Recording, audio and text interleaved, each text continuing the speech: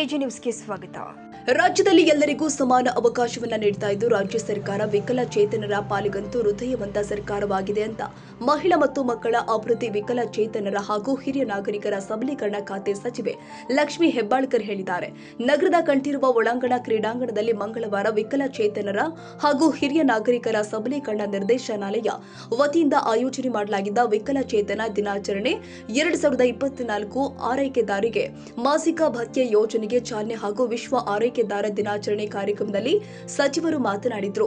ಇಂದು ಸರ್ಕಾರ ಬಹಳಷ್ಟು ಕಾರ್ಯಕ್ರಮಗಳನ್ನು ನಮ್ಮ ಇಲಾಖೆ ವತಿಯಿಂದ ವಿಕಲಚೇತನರಿಗೆ ಕೊಟ್ಟಿದೆ. ನಮ್ಮ ಉದ್ದೇಶ ಗುರಿ ಇಷ್ಟೇ, ವಿಶೇಷ ಚೇತನರ ಮೂಲಭೂತ ಹಕ್ಕುಗಳನ್ನು ರಕ್ಷಿಸುವುದು. ದೇಶದಲ್ಲಿ ಎಲ್ಲರಿಗೂ ಸಂವಿಧಾನಬದ್ಧವಾದ ಹಕ್ಕುಗಳು ಇದೆ, ಎಲ್ಲರಿಗೂ ಸಮಾನವಾದ ಅವಕಾಶಗಳಿದೆ. ಅದರಲ್ಲೂ ವಿಶೇಷವಾಗಿ ವಿಶೇಷ ಚೇತನರಿಗೂ ಅನ್ವಯಿಸುತ್ತೆ. ಸರ್ಕಾರ ಎಲ್ಲರಿಗೂ ಸಮಾನವಾದ ಅವಕಾಶವನ್ನ ಕಲ್ಪಿಸಲು ಮುಂದಾಗಿದೆ ಎಂದರು. ಸಂವಿಧಾನಬದ್ಧವಾದ ಹಕ್ಕನ್ನ ಎಲ್ಲರಿಗೂ ಸಮಾನವಾದ ಅಧಿಕಾರಿಗಳು, ಸಮಾನವಾದ ಅವಕಾಶವನ್ನ ಅದರಲ್ಲೂ ವಿಶೇಷವಾಗಿ ವಿಕಲಚೇತನರಿಗೂ ನೀಡುವುದೇ ನಮ್ಮ ಸರ್ಕಾರದ ಉದ್ದೇಶ. ಇಲಾಖೆಯ ಅನೇಕ ಕಾರ್ಯಕ್ರಮಗಳನ್ನ ವಿಕಲಚೇತನರಿಗೆ ನೀಡಲಾಗಿದೆ. ಇಲಾಖೆಯ ಎಲ್ಲ ಕಾರ್ಯಕ್ರಮಗಳನ್ನ ಕೈಪಿಡಿಯನ್ನ ಬಿಡುಗಡೆಗೊಳಿಸಲಾಗಿದೆ. ಮುಖ್ಯಮಂತ್ರಿಗಳು ಹಾಗೂ ನಮ್ಮ ಸರ್ಕಾರಕ್ಕೆ ಒಳ್ಳೆಯ ಹೃದಯವಿದೆ. ವಿಕಲಚೇತನರ ಬಗ್ಗೆ ಅತ್ಯಂತ ಗೌರವವಿದೆ. ವಿಕಲಚೇತನರಿಗೆ ಏನೆಲ್ಲ ಅನುಕೂಲವನ್ನ ಮಾಡಬೇಕು ಎನ್ನುವುದನ್ನ ಮನಗಂಡಿದೆ ಎಂದು ಹೇಳಿದ್ರು. ವಿಕಲಚೇತನರ ಬಗ್ಗೆ ವಿಶೇಷ ಕಾಳಜಿ, ಆಸಕ್ತಿ ಸರ್ಕಾರಕ್ಕಿದೆ. ಹಾಗೆಯೇ ವಿಕಲಚೇತನರನ್ನ ನೋಡಿಕೊಳ್ಳುವ ತಾಯಂದಿರರು, ಪೋಷಕರು ಆದ ಆರೈಕೆದಾರಿಗೆ ಸರ್ಕಾರ ತಿಂಗಳಿಗೆ 1,000 ರೂಪಾಯಿ ಮಾಶಾಸನ ನೀಡ್ತಾ ಇದೆ. ಇದು ದೇಶದ ಇತಿಹಾಸದಲ್ಲಿ ಪ್ರಥಮ ಬಾರಿಗೆ ನಮ್ಮ ಸರ್ಕಾರ ಆರೈಕೆದಾರಿಗೆ ಮಾಶಾಸನ ನೀಡುತ್ತಿರುವುದು ಹೆಮ್ಮೆಯ ಸಂಗತಿ ಎಂದಿದ್ದಾರೆ. ವಿಕಲಚೇತನರು ಸಮಾಜಕ್ಕೆ ಆದರ್ಶಪ್ರಾಯರು. ಯಾಕಂದ್ರೆ ಆ ಭಗವಂತ ಬಹಳಷ್ಟು ಒಳ್ಳೆಯ ಆರೋಗ್ಯವನ್ನ, ಒಳ್ಳೆಯ ಜೀವನವನ್ನ ನೀಡಿದ್ರು ಕೆಲವೊಂದು ಸಂದಿಗ್ಧ ಸಂದರ್ಭದಲ್ಲಿ ತಲೆಯ ಮೇಲೆ ಕೈ ಇಟ್ಟುಕೊಳ್ತಾರೆ. ನಮಗೆಲ್ಲ ನಮ್ಮಂತಹ ಎಲ್ಲರಿಗೂ ವಿಕಲಚೇತನರು ಆದರ್ಶರಾಗಿದ್ದಾರೆ. ಸಮಾಜದ ಪ್ರತಿಯೊಂದು ಕ್ಷೇತ್ರದಲ್ಲೂ ಎಲ್ಲರನ್ನೂ ಮೀರಿ ಸಾಧನೆ ಮಾಡಿದ್ದಾರೆ. ಎಲ್ಲರಿಗೂ ಪ್ರೇರಣೆಯಾಗಿದ್ದಾರೆ ಎಂದರು.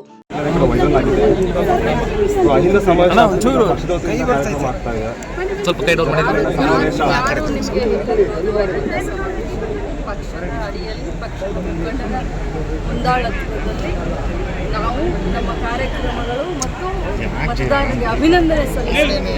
ಹಾಸನದಲ್ಲಿ ಅಷ್ಟೇ ಕರ್ನಾಟಕ ರಾಜ್ಯದಲ್ಲಿ ನಡೆಸಿದ ಕಾರ್ಯಕ್ರಮ. ಸೊ ಇದು ಪಕ್ಷ ಅಥವಾ ಆಗಿಂದ ಇಲ್ಲ. ಮುಖ್ಯಮಂತ್ರಿಯಾಗಿದ್ದರೆ ಕರ್ನಾಟಕ ರಾಜ್ಯಕ್ಕೆ ಮುಖ್ಯಮಂತ್ರಿಗಳಾಗಿದ್ದರೆ ಕಾಂಗ್ರೆಸ್ ಪಕ್ಷದ ಸಂಘಟನೆ, ಪಕ್ಷ ಗ್ಯಾರಂಟಿ ಯೋಜನೆಗಾಗಿ ಸಾರಿಗೆ ಇಲಾಖೆಯ ನಿಗಮದ ಒಂದು ಜಮೀನನ್ನು ಹಣ ಇಡ್ತವೆ ಅಂತ ಬಿಜೆಪಿ ಆರೋಪ ಮಾಡ್ತೇವೆ. ಆರೋಪ ಅವರು ವಿಧಾನಸೌಧ ಸೊ ಮೊದಲು ಆರೋಪ ಮಾಡೋ ಕಮಿಟಿಯಲ್ಲಿ ಏನಿದೆ 52,000 ಕೋಟಿ ಗ್ಯಾರಂಟಿಗಳಿಗೆ ಅನುದಾನ ಕೊಡೋದ್ರ ಜೊತೆಗೆ ಸಾಲದ ಹೊರೆಯನ್ನು ಹೊರಿಸಲಿಲ್ಲ ಸಿದ್ದರಾಮಯ್ಯನವರ ಸರ್ಕಾರ. ಸೊ ಆಡಳಿತ ಚೆನ್ನಾಗಿ ಮಾಡ್ತಾ ಇದ್ದಾರೆ. ಮತ್ತು ಫೈನಾನ್ಸ್ ಎಕ್ಸ್ಪರ್ಟ್ ಅಂತ ಸಿದ್ದರಾಮಯ್ಯ ಸರ್. ಮೇಡಮ್, ರಾಷ್ಟ್ರೀಯ ವಾಹಿನಿ ಡಿ.ಕೆ. ಶಿವಕುಮಾರ್ ಪವರ್ ಶೇರಿಂಗ್ ಬಗ್ಗೆ ಹೌದು ಒಪ್ಪಂದ ಆಗಿದೆ ಅನ್ನೋಂಥ ಮಾತುಗಳನ್ನು ಹೇಳಿದ್ದಾರೆ. ಬದಲಾವಣೆ ಆಗ್ತದೆ. ಡಿ.ಕೆ. ಶಿವಕುಮಾರ್ ಸಿಎಂ ಆಗ್ತಾರೆ ಅವರೇ ಹೇಳಿರೋದ್ರಿಂದ ಈ ಕಾರ್ಯಕ್ರಮದಲ್ಲಿ ಡಿ.ಕೆ. ಶಿವಕುಮಾರ್ ಕ್ವಶನ್ ಅವರು ಜೊತೆಯಲ್ಲಿ ಹೈಕಮಾಂಡ್ ಇದಕ್ಕಿಂತ ಇದನ್ನು ಜಾಸ್ತಿ ನಾವು ಏನು ಹೇಳಲಿಕ್ಕೆ ಬರೋದಿಲ್ಲ. ಯಾಕಂದರೆ ಪಕ್ಷ ಸಚಿವರಿಗೆ ಗಮನಕ್ಕೆ ತಂದ ಅಗ್ರಿಮೆಂಟ್ ಆಗಿದೆ ನೋಡಿ. ನಾನು ಒಂದೇ ಮಾತನ್ನು ಅದು ನಮಗೆ ಯಾರ ಗಮನಕ್ಕೆ ಮೇಡಮ್, ಯಾಕೆ ಅಂತಂದರೆ ಒಂದು ವಾರದಿಂದ KPCCಯಲ್ಲಿ ನಡೆದಂಥ ಒಂದು ಕಾರ್ಯಕ್ರಮದಲ್ಲಿ ಡಿ.ಕೆ. ಶಿವಕುಮಾರ್ ಅವರೇ ಒಂದು ಮಾತು ಹೇಳಿದರು. ಸಚಿವರಿಗೆ ಸ್ಥಾನವನ್ನು ತೆರವು ಮಾಡಿಕೊಡುವಂತೆ ಸೂಚನೆ ಕೊಟ್ಟಿದ್ದೀನಿ ಅನ್ನುವಂಥ ಒಂದು ಮಾತನ್ನು ಬಹಿರಂಗವಾಗಿ ಸ್ಟೇಜ್ ಮೇಲೆ ಹೇಳಿದರು. ನನಗೆ ಅದ್ರ ಬಗ್ಗೆ ಅವರು ಹೇಳಿರೋದು ಮೊನ್ನೆ ಟಿವಿನಲ್ಲಿ ತಾವೇ ಎಲ್ಲ ತೋರಿಸ್ತಾ ಇದ್ದೀನಿ. ಯಾವ ಸ್ಥಾನ ಅಲ್ಲಿ ಇಲ್ಲ ಅನ್ನೋ ಮಾತನ್ನು ನಾನು ನೋಡಿದ್ದೀನಿ. ಬಟ್ ಈಗ ನೀವು ಏನೋ ಹೇಳಿದ್ರಲ್ಲ ಇದ್ರ ಬಗ್ಗೆ ಮೇಡಮ್, ನಿಮ್ಮ ವಿಕಲಚೇತನದ 44 ಕೋಟಿ ಬಾಯಿ ಅನುದಾನ ಕಡಿತ ಮಾಡಿ ನೀವು ಸಿಎಂ ಅವರು ಭರವಸೆಕೊಟ್ಟಿದ್ದೀರಿ. ನೀವೇನು ಇಲಾಖೆ ಸಚಿವರಾಗಿ ನೋಡಿ, ನಮ್ಮ ಇಲಾಖೆಗೆ ವಿಕಲಚೇತನ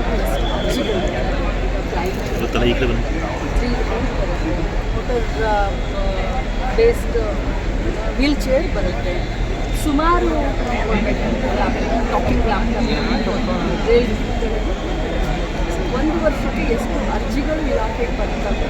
ಆ ಅರ್ಜಿಗಳನ್ನು ನೋಡಿ ಅವ್ರು ನಿಜವಾಗ್ಲೂ ಅವರು ಫಲಾನುಭವಿಗಳಿಗೆ ಅಂದರೆ ನಮ್ಮ ಎಲ್ಲ ಕಂಡೀಷನ್ಗಳಿಗೆ ಅವ್ರಿಗೆ ಇದಾಗ್ತವೆ ಅಂಥವ್ರಿಗೆ ಅಂತ ಅದನ್ನು ಸ್ಕ್ಯಾನಿಂಗ್ ಮಾಡಿ ನಾವು ರೆಡಿ ಮಾಡ್ತೀವಿ. ಸೊ ಅದಕ್ಕೆ ನಮಗೆ 44 ಕೋಟಿ ಬರುತ್ತೆ. ಹೀಗಾಗಿ 14 ಕೋಟಿ ಬಿಡುಗಡೆ ಮಾಡಿದ್ದಾರೆ. ಇನ್ನು ಮಿಕ್ಕಿರೋ 44 ಕೋಟಿ ತಮ್ಮ ಬಿಡುಗಡೆ KPCC ಅಧ್ಯಕ್ಷ ಸ್ಥಾನ ಬದಲಾಗುತ್ತೆ. ಯಾಕಂದರೆ ಆಕಾಂಕ್ಷಿಗಳು ಜಾಸ್ತಿ ಇದೆ. DCM ಖಾಲಿ ಇಲ್ಲ ಅಂತಿದ್ದಾರೆ. ಆಕಾಂಕ್ಷಿಗಳ ಸ್ಥಾನ ರಾಜಣ್ಣ ಆಗಿರ್ಬೋದು, ಸತೀಶ್ ಜಾರಕಿಹೊಳಿ ಆಗಿರ್ಬೋದು. ಗೊತ್ತಿಲ್ಲ. ನನಗೆ ಮಹಿಳಾ ಮತ್ತು ಮಕ್ಕಳ ಕಲ್ಯಾಣ ಇಲಾಖೆಯ ಒಂದು ಜವಾಬ್ದಾರಿಯನ್ನು ಕೊಟ್ಟಿದ್ದಾರೆ. ರಾಜ್ಯದಲ್ಲಿ ಗೃಹಲಕ್ಷ್ಮಿಯನ್ನು ಮನೆ ಮನೆಗೆ ತೆಗೆದುಕೊಂಡು ಹೋಗುವಂಥ ದೊಡ್ಡ ಜವಾಬ್ದಾರಿಯನ್ನು ಹೇಳಿದ್ದೀನಿ. ಒಂದು ತಿಂಗಳು ಲೇಟ್ ಆಯಿತು ಅಂತಂದರೆ ಒಂದು ದಿನಕ್ಕೆ 500 ಫೋನ್ ಕಾಲ್ಗಳನ್ನ ಹಿಡಿಯೋದ್ರಲ್ಲೇ ಅವ್ರನ್ನ ಸಮಾಧಾನ ಮಾಡೋದ್ರಲ್ಲೇ ಅವರಲ್ಲಿ ವಿಶ್ವಾಸ ಮೂಡಿಸೋದ್ರಲ್ಲೇ ನನ್ನ ಟೈಮ್ ಬರುತ್ತೆ. ಯಾಕಂತಂದರೆ ಈ ತಿಂಗಳು ಬರಲಿಲ್ಲ ಅಂತಂದರೆ ಮುಂದಿನ ತಿಂಗಳು ಬರೋದಿಲ್ಲ ಅಂತ ವಿರೋಧ ಪಕ್ಷದವರು ಹೇಳ್ತಾರೆ. ನಾ 500 ಫೋನ್ ಕಾಲ್ಗೆ ಇಲ್ಲ ಅಮ್ಮ, ನಾವು ಕೊಟ್ಟ ನಾವು ವಚನ ಭ್ರಷ್ಟರಲ್ಲ, ನಾವು ವಚನವನ್ನು ಇಟ್ಕೊಳ್ತೀವಿ, ಕೊಡ್ತೀವಿ ಅಂತ ನಮಗೆ. ಅದಕ್ಕೆ ಮೇಡಮ್ ತಿಂಗಳು ಕೊಡೋಕ್ಕಾಗ್ತಿಲ್ಲ. ಈಗ ನಿಮಗೆ ಸಂಬಳ ಪ್ರತಿ ತಿಂಗಳು ಕರೆಕ್ಟಾಗಿ ತಿಂಗಳು 1ನೇ ತಾರೀಕು. ಬಟ್ ಸರ್ಕಾರಿ ಸಂಸ್ಥೆಗಳಲ್ಲಿ ಸಂಬಳ 1 ತಿಂಗಳು ಕೊಡ್ತಾರೆ, 3 ತಿಂಗಳಿಗೊಮ್ಮೆ ಕೊಡ್ತಾರೆ, ಒಮ್ಮೊಮ್ಮೆ 2 ತಿಂಗಳು. ಸರ್ಕಾರದಲ್ಲಿ ಖಂಡಿತವಾಗ್ಲೂ ಕೊಡೋದು ತಮಗೂ ಎಲ್ಲ ಗೊತ್ತಿದೆ. ಯಾಕೆ ನನ್ನ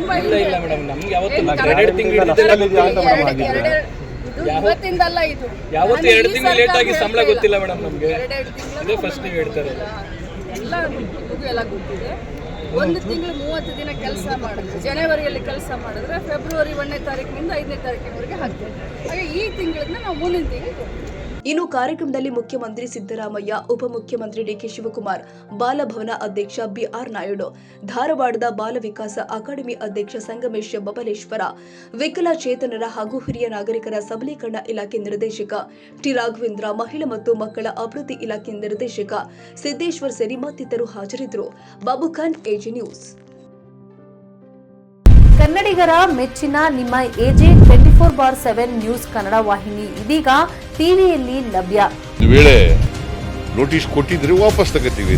ಇವತ್ತು ವಕ್ಫ್ ಪ್ರಾಪರ್ಟಿ ಅಂತೇಳಿ ಬರ್ತದೆ ಅಂತ ಹೇಳಿದ್ರೆ ರೈತರ ಬೀದಿಗೆ ಬಂದ್ರೆ ಏನ್ ಮಾಡ್ಬೇಕಾಗುತ್ತೆ? ಯಾರು ವೋಟ್ ಹಾಕಲಿಲ್ಲ ಅಂದ್ರೆ ಗ್ಯಾರಂಟಿನೆಲ್ಲ ಸ್ಟಾಪ್ ಮಾಡ್ಬಿಡ್ತೀವಿ.